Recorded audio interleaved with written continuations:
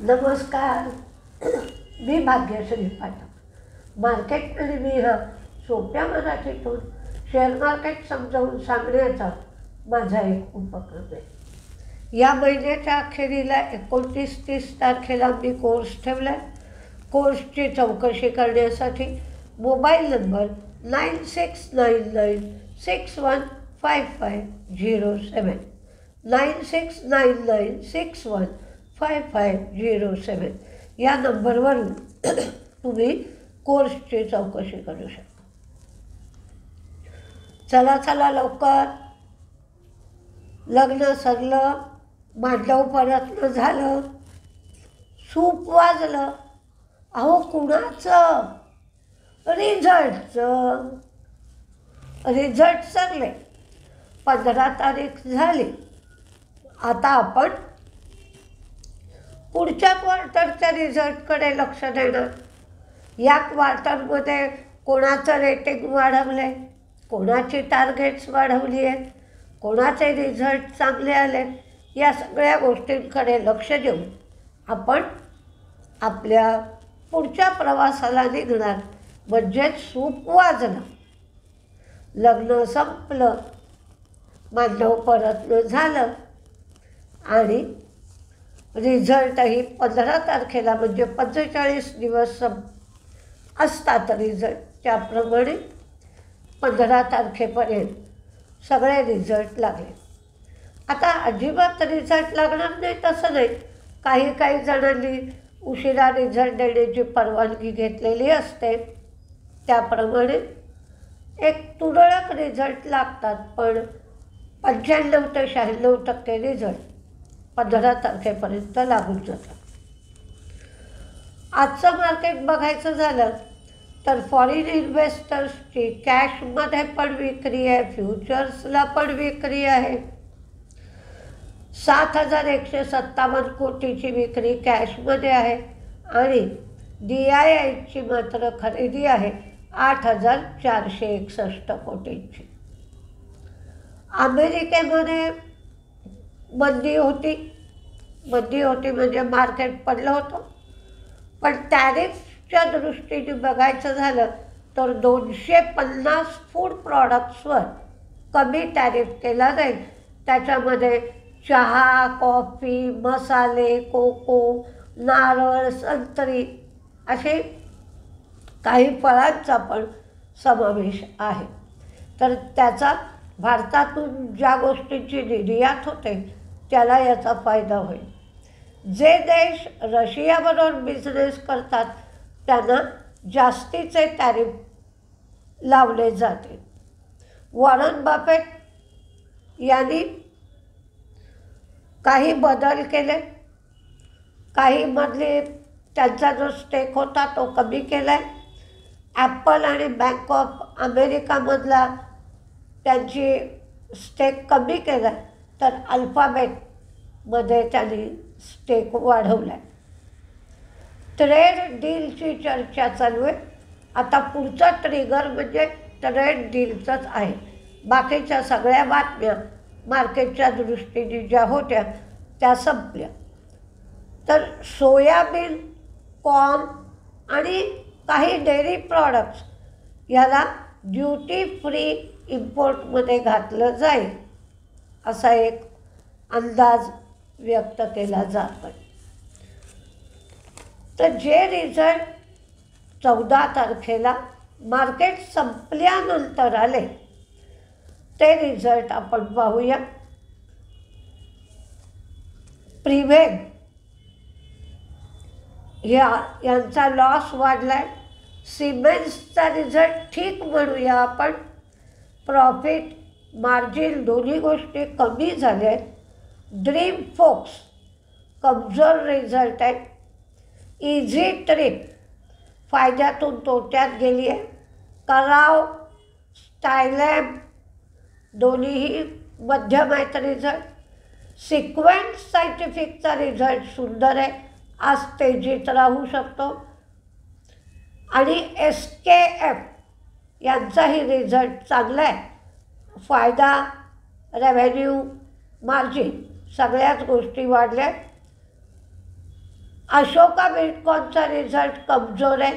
अर्चेन केमिकल्सचा पण कमजोर आहे. मॅक्स हेल्थकेअरचा रिझल्ट मात्र चांगला आहे. जय बालाजीचा रिझल्ट कमजोर आहे. ऑप्टिमस इन्फ्राचा रिझल्ट ठीकठाक किंवा मध्यम. स्वान फायद्यातून तोट्यात गेली आहे. नारायणा हृदयालयचा रिझल्ट चांगला आहे. RCFचा रिझल्ट चांगला लागला आहे. फायदा वाढला आहे, रेव्हेन्यू वाढला आहे, मार्जिन मात्र फ्लॅट राहिलं आहे. फिनोटॅक्स EMS कमजोर रिझल्ट आहे. GMR पॉवर रिझल्ट चांगला आहे. आयनॉक्स ग्रीन रिझल्ट चांगला आहे. सन TV ठीक आहे रिझल्ट. प्रॉफिट कमी झालं आहे, रेव्हेन्यू मार्जिन वाढलं आहे.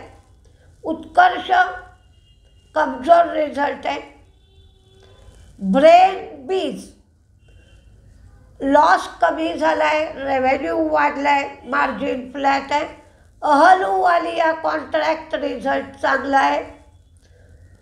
बोराना रिझल्ट चांगला आहे. ऑइल इंडियाने 3.5 रुपये डिव्हिडंड दिला आहे, पण प्रॉफिट आणि मार्जिन कमी झालं आहे. ग्लेनमार्क रिझल्ट चांगला आहे, तर एक्साईडचा रिझल्ट मात्र कमजोर आहे. आयनॉक्स विंड रिझल्ट चांगला आहे. आणि गोदावरी पॉवरचा प्रॉफिट, रेव्हेन्यू, मार्जिन प्रत्येक गोष्ट वाढली आहे, पण अगदी कमी प्रमाण आहे. त्यामुळे आपण रिझल्ट स्टेबल आहे असं म्हणूया. बाजेल प्रोजेक्ट कमजोर रिझल्ट आहे. V2 रिटेलचा रिझल्ट मात्र सुंदर आहे. मोनार्च ठीकठाक आहे यांचा रिझल्ट. तर आता काही बाळू फोर्ज इंडस्ट्री ठीक आहे, पण इंडिया ग्लायकॉलच्या रिझल्टमध्ये सुधारणा दिसते. प्रॉफिट, रेव्हेन्यू, मार्जिन वाढलं आहे. वेलॉर इस्टेट रिझल्ट चांगला आहे, तेजीत राहू शकतो. राजेश एक्सपोर्ट्स रिझल्ट चांगला वाटतो आहे. प्रॉफिट वाढलं आहे, रेव्हेन्यू वाढलं आहे, मार्जिन फ्लॅट आहे. आणि पेस डिजिटेक याचा रिझल्ट कमजोर आहे. काही बातम्या पाहूया.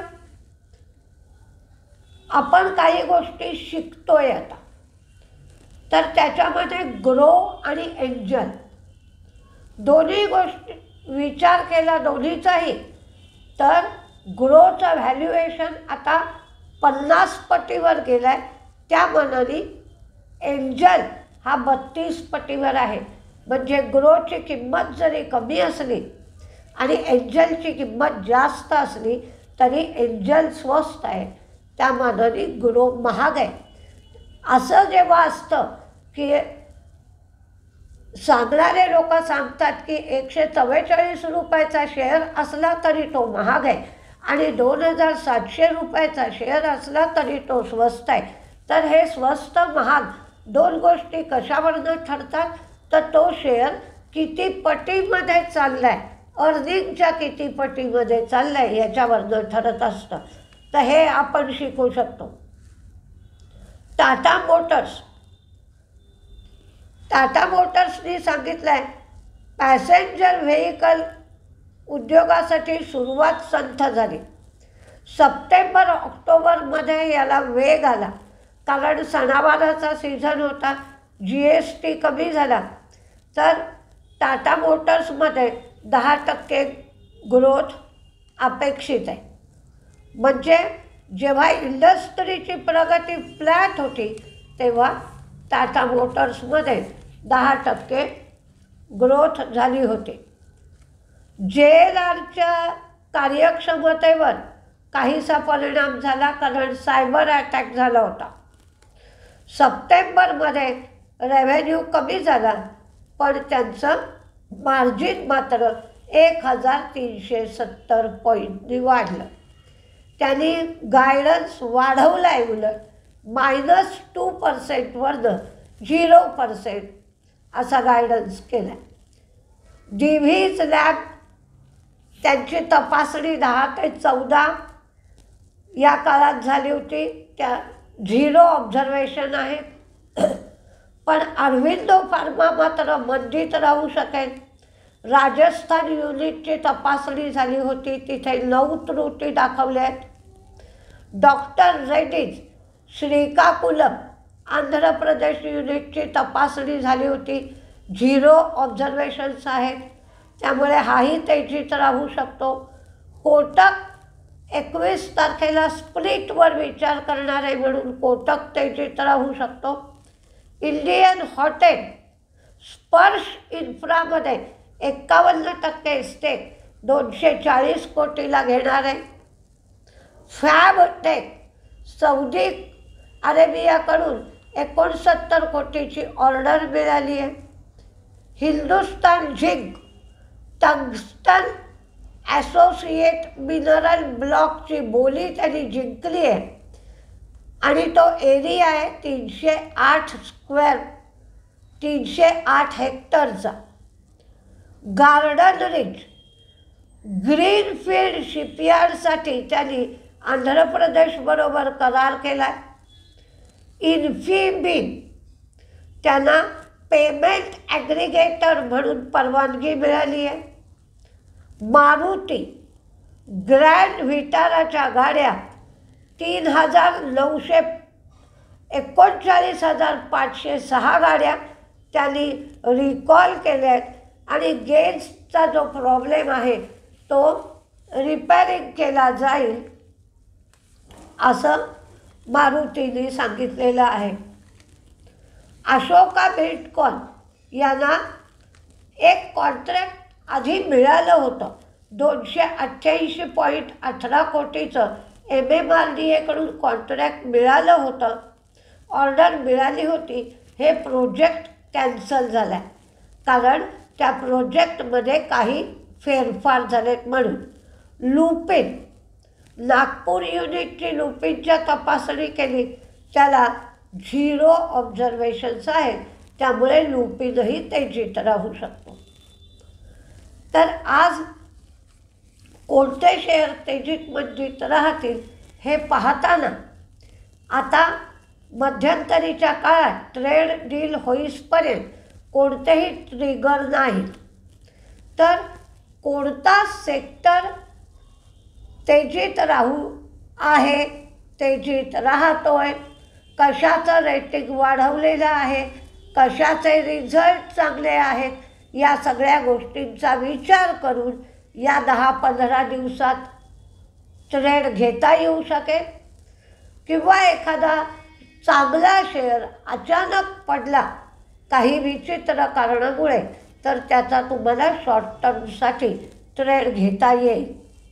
आता कोणते तेजीत मंदीत राहतील त्याची एक आपण लिस्ट बघूया. एक अरविंदो फार्मा एवढाच मंदीत दिला आहे, बाकीचे सगळे तेजीत आहेत. तेजीतले पाहूया. State Bank of India, PG Electroplast, Lupin, HBL Electric, Max Health, Sequent Scientific, Narayana Hrudayalaya, SKF, Kotak Mahindra, V2 Retail. आता V2 रिटेलचे 259 स्टोअर्स आहेत, पण त्या स्टोअरपैकी 48 स्टोअर UPमध्ये आणि 44 स्टोअर बिहारमध्ये. आत्ताच बिहारच्या इलेक्शन झाले, त्यामुळे त्या रिझल्टचा V2 रिटेलवर चांगला परिणाम होईल म्हणून त्या इलेक्शनच्या संदर्भात हा शेअर आहे. Idea Forge, Ahluwalia, Inox Green, Inox Wind, doctor Reddy's, DV's lab, Star Health, Angel Grow, Anantraj, Coal India, Oil India, Sagility. सॅगिलिटीचं ब्लॉक डील झालं होतं. या ब्लॉक डीलमध्ये ज्या लोकांनी शेअर्स घेतले ते चांगले इन्व्हेस्टर्स आहेत म्हणून सॅगिलिटी, RCM, GMR, सफारी. आता लग्नाचा सीझन आहे, टुरिस्टचा सीझन असतो हा थंडीचा, म्हणून सफारी. IRB इन्फ्रा, IGL, कारण CNGच्या किमती वाढल्या आहेत म्हणून IGL. टुरुल्ट Bio, Anantraj, Premier Energy, Alembic, Unipart, Valor Estate यांचे रिझल्ट चांगले लागलेत म्हणून दिले. गोदावरी पॉवर, फर्स्ट क्राय आणि शुक्रवारी ITCमध्ये व्हॉल्यूम खूप चांगलं होतं म्हणून ITCचा शेअर दिला. बघूया आज काय काय होतं आहे ते. थोडे थोडे तुरळक रिझल्ट येतील, बाकी आता रिझल्ट संपले तर उद्यापासून बातम्या, टेक्निकल्स याच्यावर मार्केट चालेल. बघूया आजचं कसं चालतं आहे मार्केट ते, आणि उद्यापासून आपण बातम्यांकडे, फंडामेंटल्स, टेक्निकल्स याकडे लक्ष देऊया. नमस्ते.